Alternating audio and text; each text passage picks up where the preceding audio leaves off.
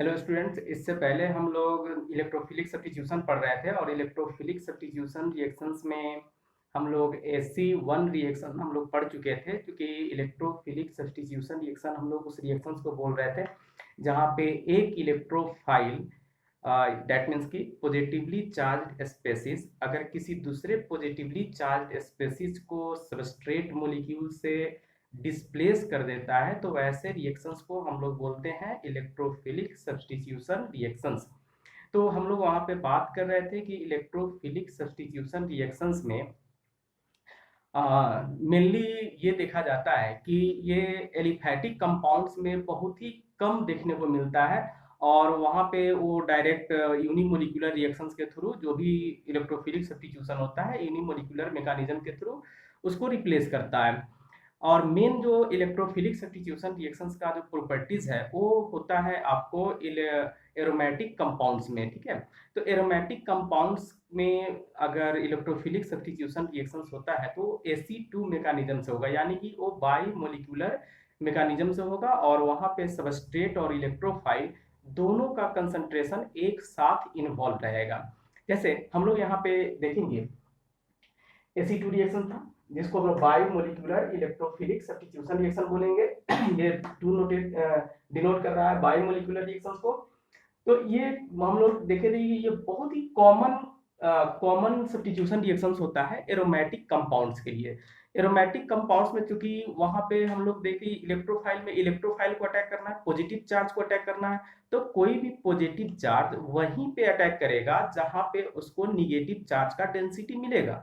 तो negative charge का density अगर मिलता है कहीं पे तो वो सबसे ज्यादा मिलता है एरोमेटिक कंपाउंड में। क्योंकि एरोमेटिक कंपाउंड का एक और बड़ा प्रॉपर्टीज है कि वहां पे रिजोनेंस होता है, और रिजोनेंस का मतलब है कि delocalization of pi electron. वहां पे अल्टरनेट पोजीशन पे हर जगह पाई इलेक्ट्रॉन रहेगा। तो पाई इलेक्ट्रॉन के डी लोकलाइज करने का मतलब कि पाई इलेक्ट्रॉन को एक जगह से दूसरे जगह मूव करने से इंट्रैक्शंस के कारण वहां पे इलेक्ट्रॉन का डेंसिटी बहुत सारे कार्बन पे अल्टरनेट कार्बन पे निगेटिव चार्ज का डेंसिटी बढ़ जाता है, और उस निगेटिव चार्ज के डेंसिटी बढ़ने के कारण वहां पे कोई भी इलेक्ट्रोफाइल आसानी से अटैक कर सकता है। तो इलेक्ट्रोफाइल जब अटैक करता है तो ये चीज हम लोग देख रहे थे कि ये मेनली एरोमेटिक कंपाउंड्स के लिए होगा in which pi bonds are highly delocalised. ठीक है, ये बहुत ही ज्यादा डीलोकलाइज होता है। डीलोकलाइज मतलब रिजोनेंस होता है, ये चीज ऑलरेडी आप लोग जानते होंगे कि कोई भी एरोमेटिक कंपाउंड्स है तो उसका प्रॉपर्टीज है कि उसमें रिजोनेंस होना जरूरी है। तो रिजोनेंस होगा तो पाई इलेक्ट्रॉन एक जगह से दूसरी जगह मूव करेगा, इलेक्ट्रॉन का डेंसिटी बढ़ेगा और आसानी से इलेक्ट्रोफाइल वहां पे अटैक करेगा। इलेक्ट्रोफाइल्स उस रीजन पे अटैक करता है जहां पे इलेक्ट्रॉन का डेंसिटी बहुत ज्यादा हो। जैसे ये हम लोग देखें यहाँ पे बेंजीन है, बेंजीन में ऐसे ये वाला बेंजीन है, हर कार्बन पे एक एक हाइड्रोजन होगा, लेकिन हम लोग यहाँ पे डिनोट करने के लिए एक ही हाइड्रोजन का यूज कर रहे हैं। तो इस हाइड्रोजन को यहाँ पे एक ये इलेक्ट्रोफाइल आसानी से इस कार्बन पे अटैक करता है, और कार्बन पे अटैक करने के बाद इस हाइड्रोजन प्लस को यहाँ से ये हाइड्रोजन प्लस को यहाँ से रिप्लेस कर देता है और उसके जगह पे इलेक्ट्रोफाइल ऐड हो जाता है।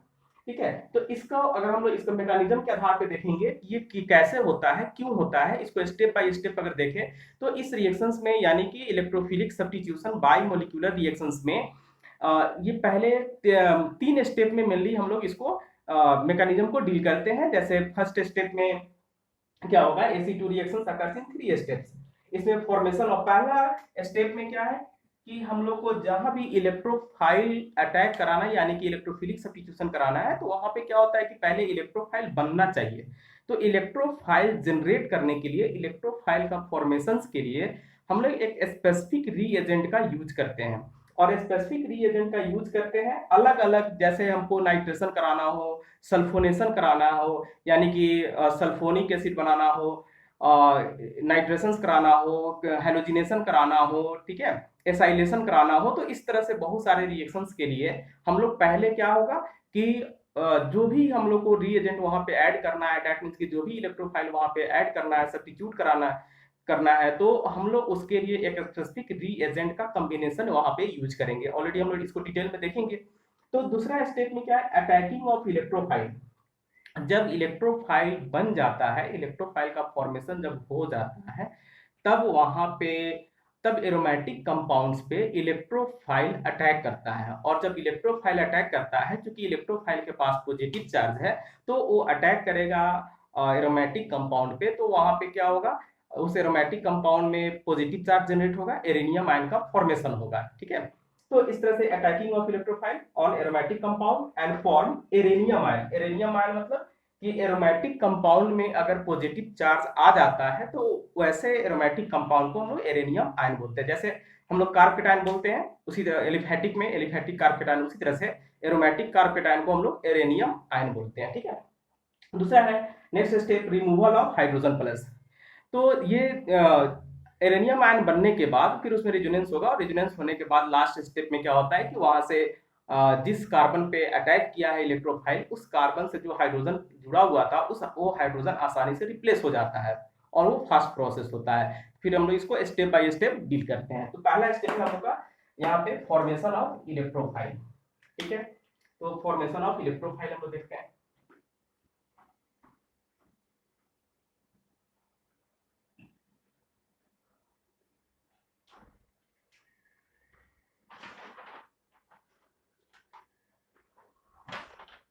तो यहाँ पे हम लोग लिखेंगे स्टेप 1, और इसको डिटेल देखते हैं यहाँ पे।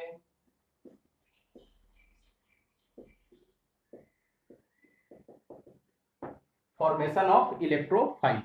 ठीक है, इलेक्ट्रोफाइल में जैसे एग्जांपल पहला हम लोग देखेंगे अलग अलग चीज के लिए। अगर हम लोग को इलेक्ट्रोफाइल जनरेट कराना है, जैसे अब हम लोग अलग अलग रिएक्शंस के लिए यूज करेंगे, जैसे हम लोग को हैलोजिनेशन कराना हो। ठीक है, तो हैलोजिनेशन का मतलब है कि वहां पे हाइड्रोजन को रिप्लेस करके हैलोजन ऐड करना होगा। तो हैलोजन ऐड करने के लिए फिर हम लोग को उसके लिए कोई ना कोई तो रिएजेंट यूज करना होगा। तो जब भी हम लोग को हैलोजिनेशन कराना होता है तो हम लोग क्या करते हैं, हैलोजन मोलिक्यूल को किसी भी लेविस एसिड के साथ उसको अगर रखते हैं, तब वहां से हैलोजन प्लस जनरेट होता है, दैट मीन्स की इलेक्ट्रोफाइल जनरेट होता है। ठीक है, जैसे एग्जांपल के तौर पे अगर हम लोग देखें, आपको ऑलरेडी पहले भी हम लोग पढ़ चुके थे इलेक्ट्रोफाइल कैसे बनता है और क्या होता है।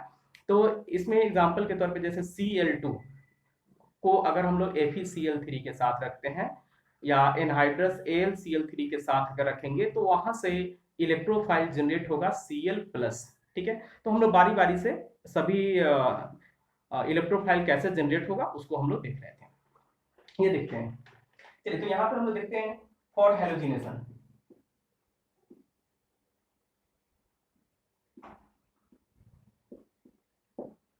हैलोजिनेशन के लिए क्या करेंगे, तो यहाँ पे क्या होगा, Cl2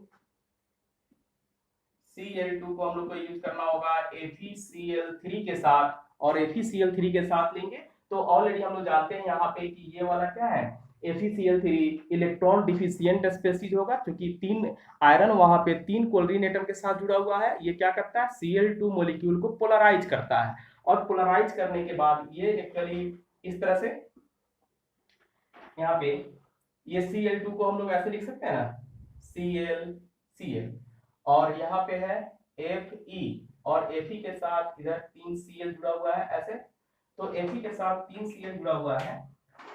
ठीक है, ये क्या करता है,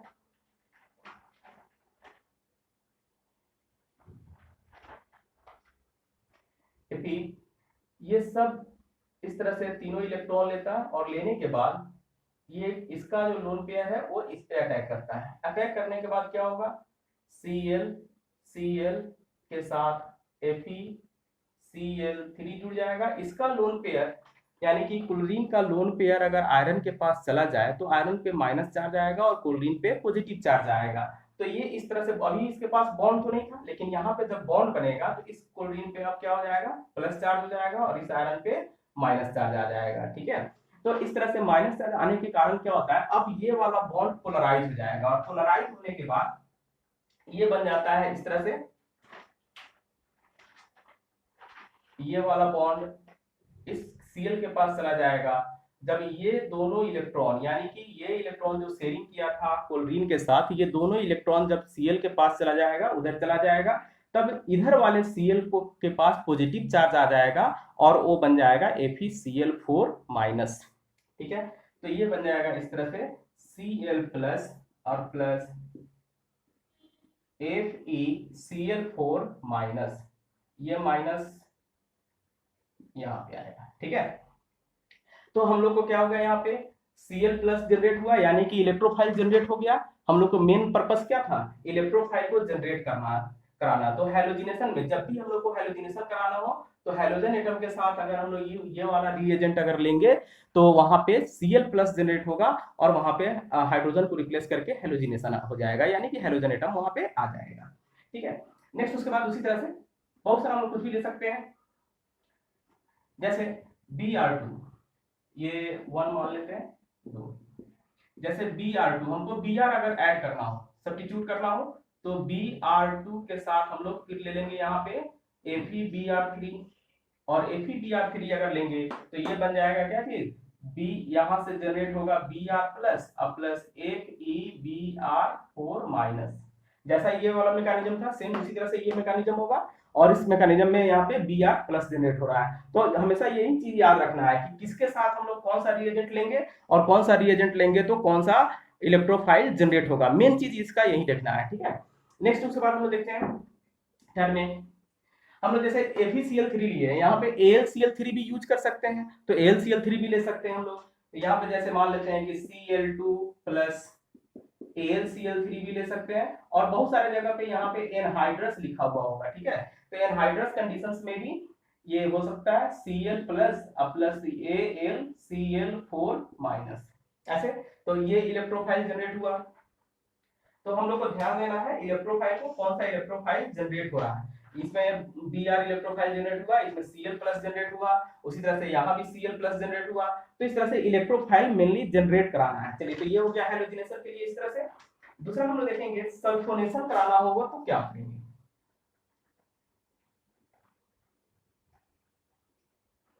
सेकेंड है फॉर सल्फोनेशन,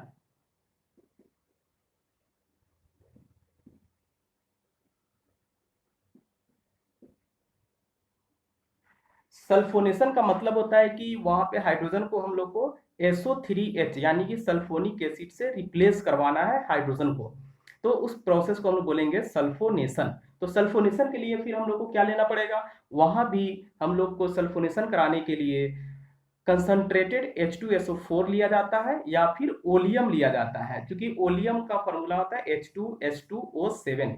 ये ओलियम दो चीज से बनता है, या तो आप 2 मोल H2SO4 कंसंट्रेटेड लेते हैं तो वहां से 1 मोल वाटर निकाल दें, तो जो बचेगा वो बचेगा H2S2O7। तो ध्यान से समझना है इस चीज को। जैसे देखिए इसके लिए हम ओलियम लेते हैं, तो ओलियम क्या है, ओलियम का फॉर्मूला होता है H2S2O7,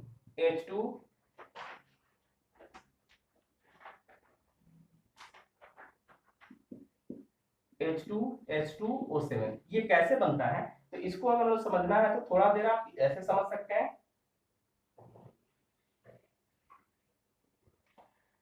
जैसे 2 मोल H2SO4 प्लस H2SO4, ठीक है। तो यहाँ से आप देखिए 2 मोल H2SO4 अगर हम लोग लेंगे तो यहाँ से क्या होगा, 1 मोल वाटर निकाल दीजिए H2O, दो हाइड्रोजन एक ऑक्सीजन निकाल लेना। अब यहाँ से देखिए दो हाइड्रोजन 4 हाइड्रोजन है, जहां से 2 हाइड्रोजन हम लोग रिमूव कर दिए और एक ऑक्सीजन, तो यहाँ पे क्या बच जाएगा, 2 हाइड्रोजन बचेगा, 2 सल्फर है तो ये 2 सल्फर हो जाएगा, ऑक्सीजन 4 और 4 8 हो गया। 8 ऑक्सीजन से अगर 1 ऑक्सीजन माइनस करेंगे तो 7 ऑक्सीजन बचेगा। तो इस तरह से ये क्या हो जाएगा H2S2O7, ऐसे भी लिख सकते हैं। दूसरा क्या होता है कि H2SO7 ऐसे भी बनता है कि इसमें H2SO4 प्लस SO3 अगर ये दोनों ऐड करेंगे तो भी H2SO7 फॉर्म होता है। तो हम लोग ये दोनों में से कोई भी मेथड हम लोग यूज कर सकते हैं SO3 के लिए, SO3H प्रोड्यूस करने के लिए, इलेक्ट्रोफाइल जनरेट करने के लिए। तो चलिए हम लोग यहाँ पे देख लेते हैं, तो ये बात समझ में आ गया होगा। तो सल्फोनेशन के लिए हम लोग यहाँ पे देख लेंगे।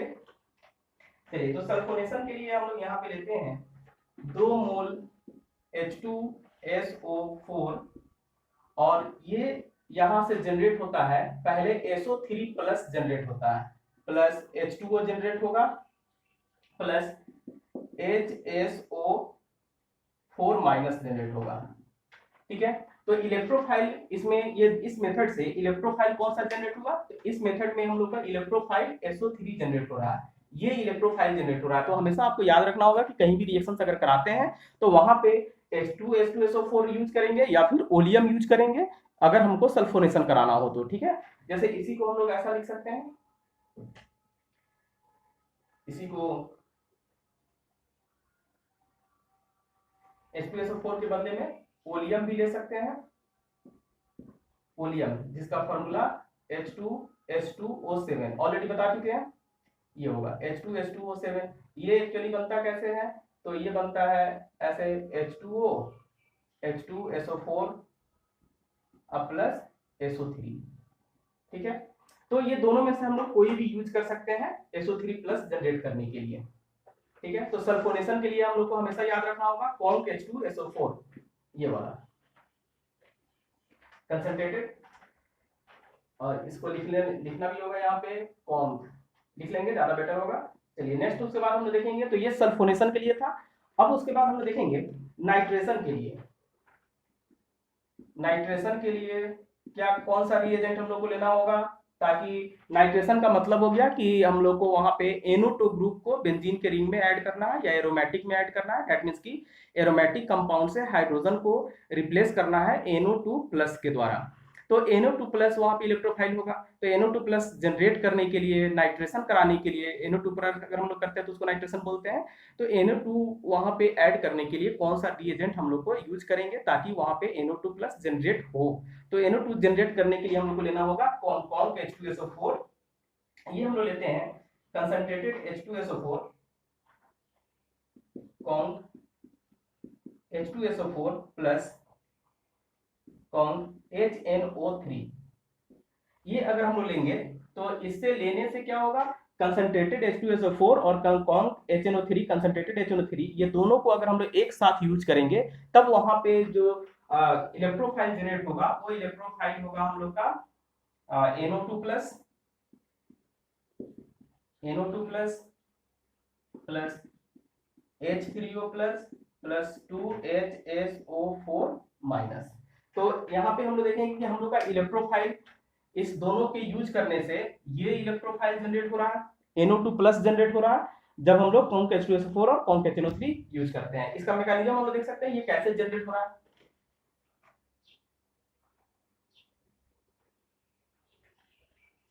चलिए, तो इसका मैकेनिज्म एक बार हम लोग समझ सकते हैं, इसका स्टेप्स, कि ये होता है क्या, H2SO4 प्लस HNO3। HNO3 का अगर हम लोग लिखे तो ये ऐसा हो जाएगा, ऐसे, ये HNO3 है और HNO3 का ये स्ट्रक्चर हो गया। स्ट्रक्चर में इससे हम लोग का बनेगा, ये टूट के बनता है HSO4 माइनस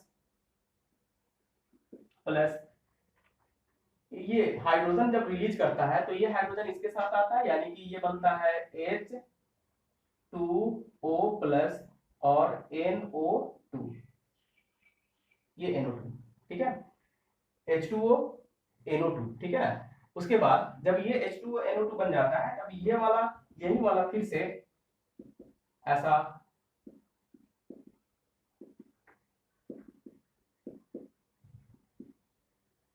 ये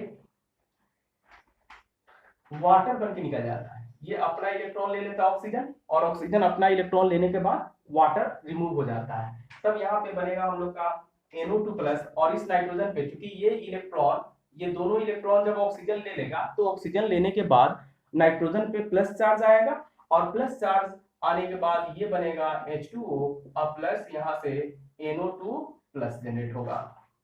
ठीक है, उसी तरह से फिर अभी 2 मोल हम लोग को लेना था, 1 मोल H2SO4 बाकी है। ये H2SO4 H2O plus H2SO4 use करेंगे, H3O प्लस बनता है प्लस HSO4 माइनस बनता है। तो इस तरह से ये तीनों रिएक्शन को, तीनों को अगर हम लोग ऐड करेंगे तो ओवरऑल हम लोग का ये वाला पार्ट आ जाएगा, ये तीनों को ऐड करने के बाद। ठीक है,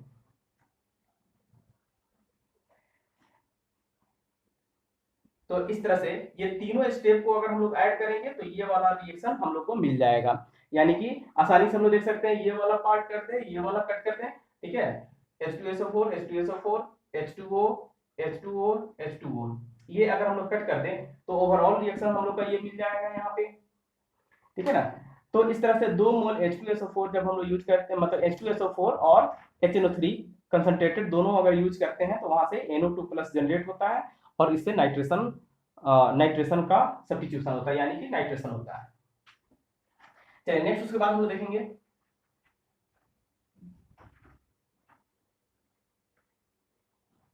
उसके बाद है नाइट्रेशन के लिए, नाइट्रेशन के बाद Friedl craft reaction.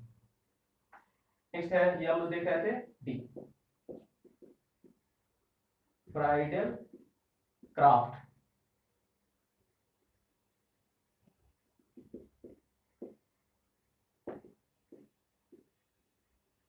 Friedl craft reactions में हम लोग 2 रिएक्शंस यूज करते हैं वहां पे फ्राइडल क्राफ्ट में मेनली। एक है आपका फ्राइडल क्राफ्ट अल्काइलेशन और दूसरा होता है फ्राइडल क्राफ्ट एसाइलेशन। तो फ्राइडल क्राफ्ट अल्काइलेशन में अल्काइल यानी कि कार्बकेटाइन अल्काइल ग्रुप, अगर हम लोग कोई भी एरोमेटिक में हाइड्रोजन को रिप्लेस करने के लिए अल्काइल पॉजिटिव वाला अगर हम लोग वहां पे रिप्लेस करवाते हैं तो उसको अल्काइलेशन बोलते हैं अल्काइल ग्रुप से। और अगर एसाइल ग्रुप से एसाइलियम आयन से अगर हम लोग रिप्लेस कराते हैं हाइड्रोजन को तो उस प्रोसेस को हम लोग फ्रेडल क्राफ्ट एसाइलेशन कहते हैं। ठीक है, तो फ्रेडल क्राफ्ट रिएक्शन में 2 रिएक्शन हम लोग यूज करते हैं, अल्काइलेशन के लिए और दूसरा एसाइलेशन के लिए। अल्काइलेशन मतलब अल्काइल ग्रुप को एरोमेटिक कंपाउंड में ऐड करने के लिए और दूसरा एसाइल ग्रुप को ऐड करने के लिए। तो इस तरह से 2 होगा, एक अल्काइलेशन और दूसरा एसाइलेशन। ठीक है, तो दोनों को हम लोग देख लेंगे। तो पहला हम लोग देखेंगे फ्राइडल क्राफ्ट में, इसमें अल्काइलेशन। अल्काइलेशन के लिए कौन सा इलेक्ट्रोफाइल हम लोग को चाहिए, तो अल्काइल ग्रुप का इलेक्ट्रोफाइल चाहिए। तो इसमें अल्काइलेशन हम लोग किसको बोलते हैं, थोड़ा सा हम लोग इसको लिख देते हैं, the addition of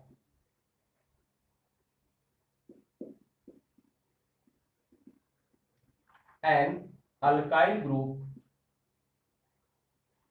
the addition of an alkyl group to the aromatic ring,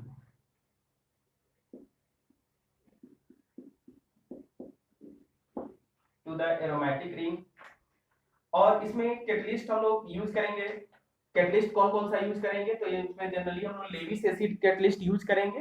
ठीक है, जैसे हेलो अल्केन लेंगे हम लोग यहाँ पे आर सी एल, यहाँ पे आर बी आर या सी एल कुछ भी ले सकते हैं, और फिर यहाँ पे ए एल सी एल 3। इस तरह से फिर से हम लोग लेविस एसिड यूज करेंगे जो Cl माइनस को खींच लेगा और R पे प्लस चार्ज आ जाएगा। तो इस तरह से ये दैट मींस की कोई भी इसके बदले में और करके हम लोग लिख सकते हैं। यहाँ पे कौन कौन सा हम लोग कैटलिस्ट ले सकते हैं, तो कोई भी लेविस एसिड यूज कर सकते हैं, लेविस एसिड्स। ठीक है, और ये लेविस एसिड कुछ भी हो सकता है। लेविस एसिड में हम लोग कोई भी लेविस एसिड ले सकते हैं, जैसे AlCl3 ले लिए, FeCl3 ले सकते हैं, यहाँ पे AlBr3 ले सकते हैं। ठीक है, BF3 ले सकते हैं, HF ले सकते हैं, H2SO4 ले सकते हैं। ठीक है, ZnCl2 ले सकते हैं, etc। तो ये सब कोई भी लेविस एसिड अगर हम लोग इसके साथ यूज करेंगे, तो कोई भी लेविस एसिड यूज करेंगे तो वहां से Cl माइनस रिमूव हो जाएगा और कार्बन के चेन पे यानी कि R पे अल्काइल ग्रुप पे पॉजिटिव चार्ज जनरेट होगा, यानी कि वहां से हम लोग का इलेक्ट्रोफाइल बन गया। तो इस तरह से ये हो जाएगा R पे प्लस चार्ज और प्लस AlCl4 माइनस, क्योंकि ये Cl इसके साथ आ जाएगा तो ये AlCl4 माइनस आ गया और ये कार्बेटाइन बन गया यहाँ पे हम लोग का। तो ये बन गया हम लोग का अल्काइलेशन के लिए इलेक्ट्रोफाइल। तो ये हो गया यहाँ से इलेक्ट्रोफाइल जनरेट हो गया। ठीक है, और भी एग्जांपल इसका हम लोग देख सकते हैं अल्काइलेशन का। जैसे R के बदले में अगर हम लोग कोई कार्बन का चेन ले लें, मिथाइल इथाइल कुछ भी, तो इस तरह से हम लोग देख सकते हैं। जैसे हम लोग को CH3Cl लेना हो, अगर हमको CH3 मिथाइल ग्रुप को ऐड करना है बेंजीन में, तो उसके लिए हम लोग कौन सा अल्काइल हैलाइड लेंगे, CH3Cl लेंगे। अगर इथाइल ग्रुप को ऐड करना हो एरोमेटिक ग्रुप में, एरोमेटिक कंपाउंड में, तो वहां पे इथाइल क्लोराइड लेंगे या इथाइल ब्रोमाइड लेंगे, वो वाला अल्काइल हैलाइड लेंगे। तो इस तरह से हम लोग यहाँ पे फिर से FeCl3 ले लें, तो ये क्या हो जाएगा, CH3 प्लस जनरेट होगा इलेक्ट्रोफाइल और प्लस FeCl4 माइनस बन जाएगा। ठीक है, तो ये FeCl4 माइनस बन गया। उसी तरह से अगर इथाइल ले लें, CH3 CH2 Cl, कोई भी इसमें से ले ले कुछ भी, तो मान लेते हैं AlCl3, तो ये क्या हो जाएगा, CH3 CH2 पे प्लस आ जाएगा, ये वाला टूट जाएगा यहाँ से, इस कार्बन पे प्लस आएगा और इथाइल इथाइल केटायन हो गया ये, अब प्लस AlCl4 माइनस बन जाएगा। ठीक है, तो इस तरह से हम लोग का इलेक्ट्रोफाइल जनरेट हुआ। ये इलेक्ट्रोफाइल यहाँ पे जनरेट हो रहा है। उसी तरह से अल्कोहल के लिए भी हम लोग इसको यूज कर सकते हैं, अल्कोहल के साथ भी यूज कर सकते हैं, वहां से भी कार्ब केटायन हम लोग जनरेट कर सकते हैं, इलेक्ट्रोफाइल बना सकते हैं। जैसे अल्कोहल के साथ अल्काइलेशन के लिए ROH यूज करेंगे और यहाँ पे H+ यूज करेंगे। एसिड के साथ, तो एसिड के साथ लेंगे तो ये पहले बनेगा ROH2+। ये हाइड्रोजन इस ऑक्सीजन पे लोन पेयर पे अटैक करेगा, यहाँ पे ऑक्सीजन पे हाइड्रोजन जब अटैक करेगा तो वहां पे O पे प्लस चार्ज आएगा और उसके साथ ये वाला हाइड्रोजन भी ऐड हो जाएगा, और ऐड होने के बाद ROH2।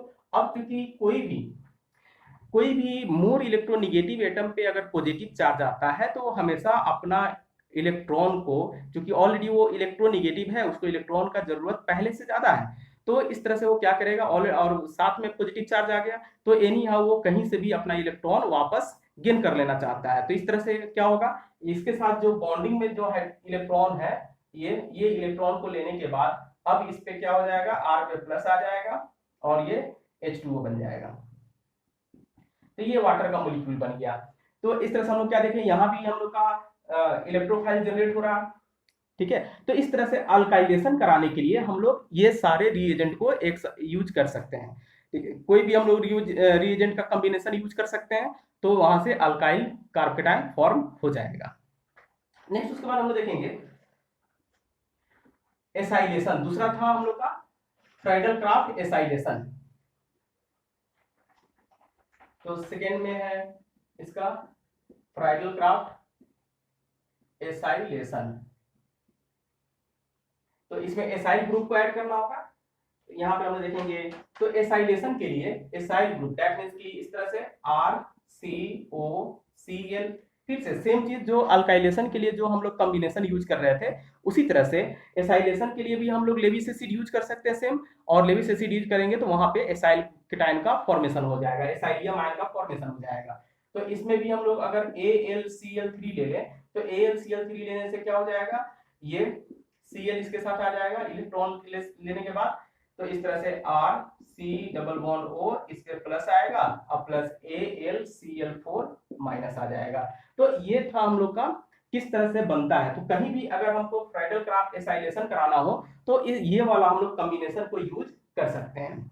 ठीक है, तो ये चीज याद रखना होगा जितना भी हम लोग अभी पढ़े कि कौन सा कॉम्बिनेशन हम लोग का रिएजेंट का लेना है, कि कैसा सब्स्टिट्यूशन कराना है, कौन सा कंपाउंड हमको प्रिपेयर करना है, तो उसके अकॉर्डिंग हम लोग को यहाँ पे कॉम्बिनेशन याद रखना है। ठीक है, तो बहुत कम ही है, आसानी से याद रख सकते हैं।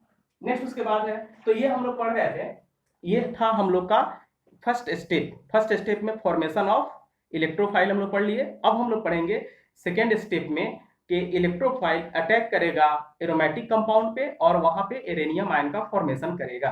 ठीक है, तो सेकेंड स्टेप सेकेंड लिखते हैं।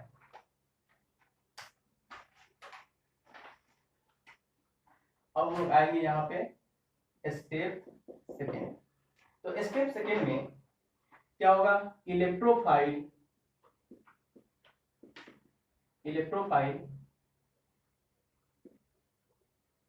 attacks the aromatic ring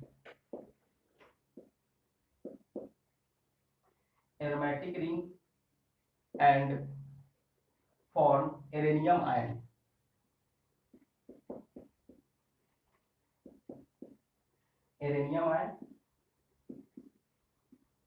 Which is stabilized by resonance. ठीक है, तो यहाँ पे क्या है, electrophile attacks the aromatic ring and form arenium ion which is stabilised by resonance. तो हम लोग यहाँ पे देख सकते हैं इसका एग्जांपल। तो अभी जैसा कि बताएं आपको कि कोई सिंपल हम लोग बेंजीन का रिंग लेते हैं इस तरह से। ठीक, अब बेंजीन में हम लोग जानते हैं कि बेंजीन के सभी कार्बन पे, यानी कि इसका जो मॉलिक्यूलर फार्मूला होगा C6H6, यानी कि इसमें 6 कार्बन और 6 हाइड्रोजन होगा, तो सभी कार्बन से एक एक हाइड्रोजन अटैच रहता है तो उसको हम लोग दिखा भी सकते हैं, नहीं भी दिखा सकते हैं, लेकिन अभी हम लोग सुविधा के लिए थोड़ा सा हम लोग यहाँ पे दिखा देते हैं।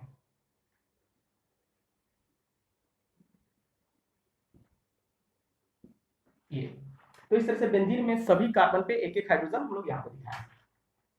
अब इलेक्ट्रोफाइल अटैक करेगा।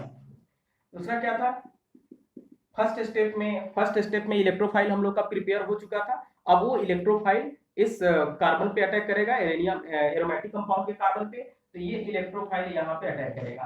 अब आप समझ सकते हैं कि इलेक्ट्रोफाइल अगर अटैक करेगा किसी कार्बन पे और उस कार्बन के पास पाई बॉन्ड है, तो ऑब्वियस है कि वो पाई बॉन्ड कार्ब केटायन की तरफ यानी कि पॉजिटिव चार्ज की तरफ अट्रैक्ट होगा। तो ये पाई बॉन्ड इस कार्बन की तरफ आ जाता है, जिसके कारण यहाँ पे ये बनेगा ऐसे, ये हाइड्रोजन, ये इलेक्ट्रोफाइल, और इस कार्बन पे इलेक्ट्रोफाइल ऐड हो गया तो कि प्लस, और इसका पाई बॉन्ड का माइनस यहाँ पे दोनों, तो इस कार्बन पे प्लस आ जाएगा। अब हम लोग यहाँ पे क्या करेंगे, सभी हाइड्रोजन को नहीं दिखा रहे हैं क्योंकि सभी हाइड्रोजन को दिखाना थोड़ा सा कॉम्प्लेक्स दिखेगा, तो आसानी के लिए ये समझना है कि ये सब हाइड्रोजन जैसा है वैसा रहेगा, उसमें कोई दिक्कत नहीं है। तो बाकी अब इसका क्या होगा, अब ये चूंकि इसमें बेंजीन पे पॉजिटिव चार्ज आ गया, तो हम लोग ऑलरेडी देख सकते हैं कि पाई बॉन्ड के अल्टरनेट पोजीशन पे पॉजिटिव चार्ज है। तो हम लोग पहले भी पढ़े थे कि पाई बॉन्ड के अल्टरनेट पोजीशन पे अगर पॉजिटिव चार्ज हो, निगेटिव चार्ज हो, दूसरा पाई बॉन्ड हो, या लोन पेयर हो, या फिर ऑड इलेक्ट्रॉन हो, तो वहां पे रेजोनेंस होगा।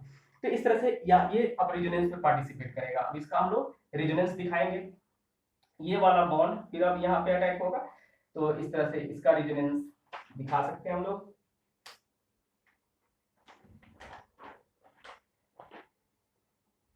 ये हो गया इलेक्ट्रोफाइल।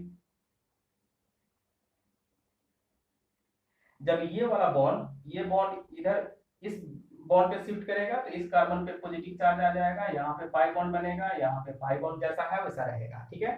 नेक्स्ट इसके बाद इसका रेजोनेंस हम लोग फिर नीचे देखेंगे। उसके बाद नेक्स्ट स्टेप में ये पाई बॉन्ड ऑफ इस कार्बन के बीच आएगा, ये वाला इसके बीच, तो ये बनेगा ऐसा इलेक्ट्रोफाइल H,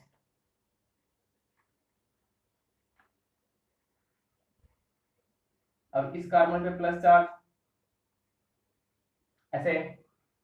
दूसरा हम लोग देखेंगे, तो इस तरह से हम लोग देख लिए कि ये पॉजिटिव चार्ज इस कार्बन से इस कार्बन तक ऐसे डीलोकलाइज कर रहा है, यानी कि रेजोनेंस हो रहा है, और रेजोनेंस होने के बाद फिर क्या होगा, क्योंकि कोई भी एरोमेटिक कंपाउंड में डीलोकलाइजेशन जहां तक अल्टरनेट पोजीशन पाई बॉन्ड का हो वहां तक वो आसानी से डीलोकलाइज करता है, और डीलोकलाइज करने के बाद वो एक रेजोनेंस हाइब्रिड का फॉर्मेशन करता है।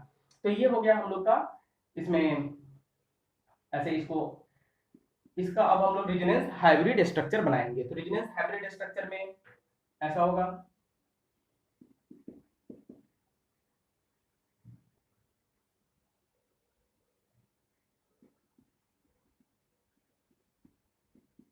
ऐसे प्लस चार्ज दिखा देंगे, ठीक है।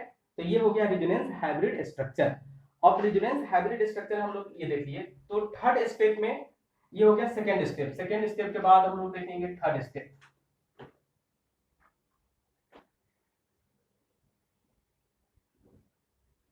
स्टेप थर्ड ये है रेजोनेंस हाइब्रिड स्ट्रक्चर। ध्यान से सुनिएगा, रेजोनेंस हाइब्रिड स्ट्रक्चर, ठीक है।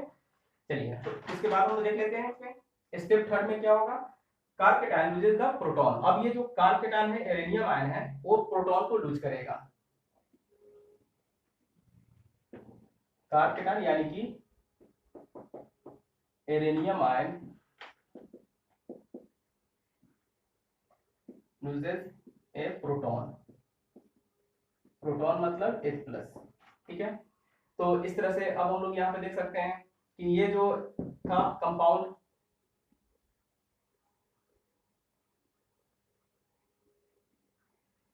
यहाँ पे डबल बॉन्ड, इस कार्बन पे दो चीज जो है, हाइड्रोजन और इलेक्ट्रोफाइल। चलिए, इलेक्ट्रोफाइल को हम लोग यहाँ लिख देते हैं, हाइड्रोजन यहाँ लिखते हैं, सेम कार्बन जुड़ा हो या पॉजिटिव चार्ज। अब चूंकि कोई भी एरोमेटिक कंपाउंड पे अगर पॉजिटिव चार्ज है, तो कभी वो हमेशा क्या होता है, क्योंकि एरोमेटिक कंपाउंड बहुत ज्यादा स्टेबल कंपाउंड है, तो अपना स्टेबिलिटी को गेन करने के लिए वो एनी हाउ फिर उसको अपना इलेक्ट्रॉन चाहिए पॉजिटिव चार्ज को खत्म करने के लिए, ताकि वो उसका कंप्लीट डीलोकलाइजेशन हो सके। तो कंप्लीट डीलोकलाइजेशन के लिए अब वो क्या करेगा, H प्लस को वहां से बहुत तेजी से रिमूव कर देगा।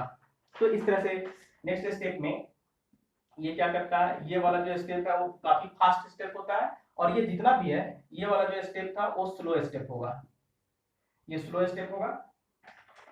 और इस तरह से ये वाला हाइड्रोजन, इस हाइड्रोजन के H प्लस ये वाला इलेक्ट्रॉन इधर चला जाता है और हाइड्रोजन यहां से रिमूव हो जाएगा। तो ये बन जाएगा ऐसे,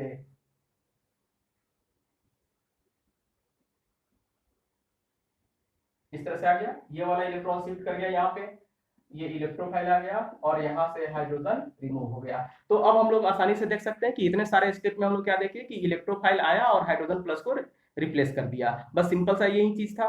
ठीक है, उसके बाद हम लोग इसका एग्जाम्पल पढ़ेंगे कि बेंजीन में कैसे इलेक्ट्रोफिलिक सब्स्टिट्यूशन होता है, फिर अगर बेंजीन के साथ अगर कोई सब्स्टिट्यूएंट जुड़ा हुआ हो पहले से, तब फिर उसमें अगर इलेक्ट्रोफिलिक सब्स्टिट्यूशन कराना हो तो फिर उसका इलेक्ट्रोफिलिक सब्स्टिट्यूशन कैसे होगा, फिर उसको हम लोग डिटेल देखेंगे नेक्स्ट वीडियो में। ठीक है, थैंक यू।